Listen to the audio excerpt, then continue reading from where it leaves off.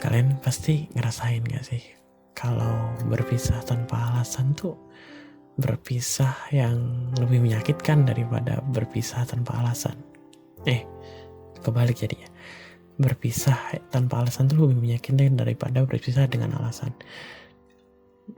Jadi coba bayangin kalau kalian berpisah dengan teman atau pasangan gitu, yang sebelumnya gak ada apa-apa, cuma karena mungkin pindah kota atau mungkin beda tujuan, yang dimana sebenarnya hubungan itu berjalan tuh nggak apa-apa gitu dengan perbedaan itu, tapi kalian memutuskan berpisah dengan itu.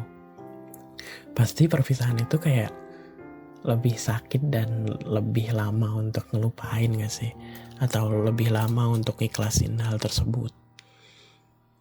Karena ketika kita nyoba untuk mengikhlaskan atau mungkin melupakan hal tersebut tuh gak ada alasan untuk itu gitu.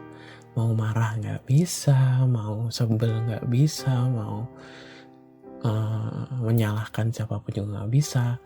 Ujung-ujungnya kita sebel pada diri kita sendiri gak sih? Dan kita ujung-ujungnya nyalain diri kita sendiri. Kenapa harus berpisah gitu? Karena nanti pasti ada perbedaan di situ. Perbedaan antara kita punya hubungan dengan dia atau enggak. Beda cerita kalau kita punya masalah nih dengan dia. Pasti untuk melupakan hal tersebut, untuk mengikhlaskan hal tersebut tuh jadi mudah karena kita punya alasan untuk itu.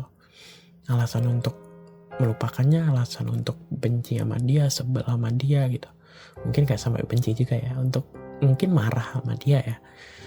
Kita punya alasan untuk itu apabila kita berpisahnya dengan hal yang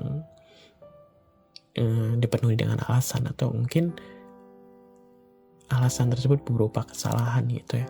Lebih mudah diikhlaskan, lebih mudah untuk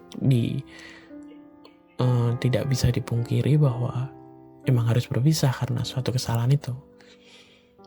Dan emang jadinya lebih menyakitkan kalau berpisah dengan baik-baik gak sih? Gak ada angin, gak ada hujan, tiba-tiba berpisah aja gitu.